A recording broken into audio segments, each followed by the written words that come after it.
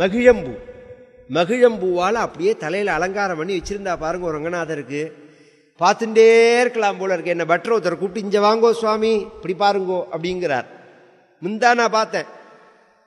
முந்தானாக்கு முந்தானா என்ன 10, 9, 8ஆம் தேதி ராத்திரி ரங்கநாதரை பார்த்துட்டு வரேன்னா எவ்வளோ பார்த்தாலும் திகட்டாது.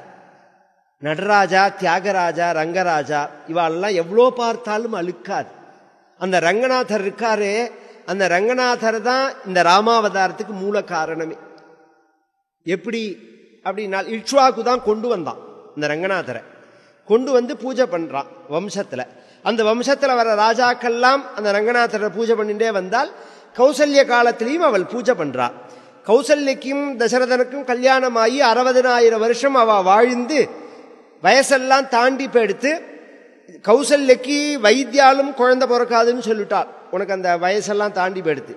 ஜோசியாலும் சொல்லிட்டால் உனக்கு குழந்தை பிறக்காது, ஜாதக ரீதியா உனக்கு குழந்தை பிறக்கிறதுக்கு யோகம் கிடையாது அப்படின்னு சொல்லிட்டாள். ஆனா அவன் நம்பிக்கையை விடல. ஏன்னா இந்த வைத்தியாலோ ஜோசியாலோ தெய்வமா என்ன? ஒரு அளவுல தான் கால்குலேஷன் பண்ணி சொல்ல முடியுமே தவிர இவ என்ன தெய்வமா? தெய்வம் இல்லையே. எங்க தாத்தா 60 வயசுல குழந்தை பிறக்காதவாளுக்கு லெட்டர் எழுதும் போது உங்களுக்கு சீக்கிரம் சத்புத்திர லாபம் ஏற்படணும்னு நான் பகவான்கிட்ட பிரார்த்திக்கிறேன்னு எழுதுவர்.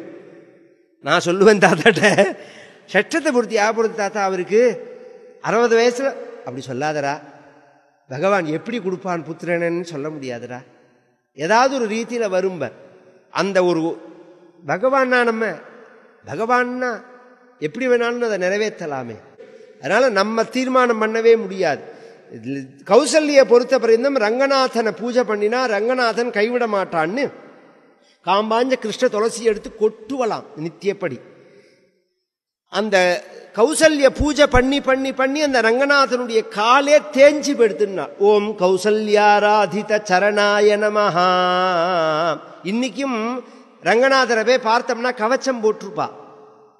திருவாராதனம் பண்ற சமயத்தில் அந்த கவச்சத்தை எடுத்து பார்த்தேன்னா கால் அப்படியே சூம்பி இருக்கும்.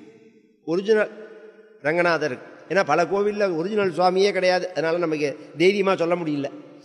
இந்த ஒரிஜினல் ரங்கநாதராக இருந்தா இருக்கார், ரங்கநாதர்ல ஒன்றும் குழப்பம் கிடையாது. அந்த காலை பார்த்தேன்னா அப்படியே தேஞ்சு இருக்கும். இது இப்ப திருவாராதனம் பண்ணி தேஞ்சு போன கால் இல்ல, கௌசல்ய காலத்திலேயே தேஞ்சு போயிடுது. அவ துளசிய போட்டே தேஞ்சு போயிடுது. அப்ப பகவான் பிறந்தான். ஒரு நாளைக்கு கணக்கு எடுத்து பார்க்கறான். கௌசல்ய பூஜை பண்ணினத்துக்கு அவ பூஜை பண்ணின பலன் ஹையஸ்டா இருக்கு. இவர்கிட்ட உள்ள ப்ராப்பர்ட்டியோ வைகுண்டம் தான். அவ பூஜைக்கு வைகுண்டத்தை பலனா கொடுத்தா ரேட்டபிள் ஆயிடும். அதுக்கு ஈக்குவல் ஆகாது. அப்ப என்ன பண்ணலாம்னா புத்திரத்துவேன நாமே பிறந்துடுவோம் அப்படின்னு பகவானே வந்து பிறந்துட்டான். புள்ளை கோடி வைகுண்ட ஆனந்தத்தை கொடுக்கக்கூடிய குழந்தையா வந்து பிறந்தா. ராமர் குழந்தையா வந்து பிறக்கிறதுக்கு காரணம் கௌசல்ய பூஜை பண்ணினது. கௌசல்ய பூஜை பண்ணினதுக்கு காரணம் ரங்கநாதர் வந்தது. ரங்கநாதர் வந்ததுக்கு காரணம் இக்ஷ்வாகு. அதனால ராமாயணத்துக்கு யார் காரணம்? அதனாலதான் இக்ஷ்வாகு வம்ச பிரபவ ராமோ நாம ஜனைஸ்ருதः நியதாத்மா மகாவீரியः த்யுதிமான் த்ருதிமான் வசி புத்திமான் நீதிமான் வாக்மி ஸ்ரீமான் சத்ருநிபர்ஹணः விபுலாம்சோ மகாபாஹுः கம்புக்ரீவோ மகாஹனுः. அப்பேற்பட்ட பகவான் மகாவீரியன், துதிமான், உறுதி உள்ளவன், எல்லாரையும் வசீகரணம் பண்ணக்கூடியவன், புத்திமான், நல்ல பேசுற சக்தி உள்ளவன், ஸ்ரீமான், சாமர்த்தியம் உள்ளவன், நல்ல விரிந்ததான மார்புகளை உடையவன்,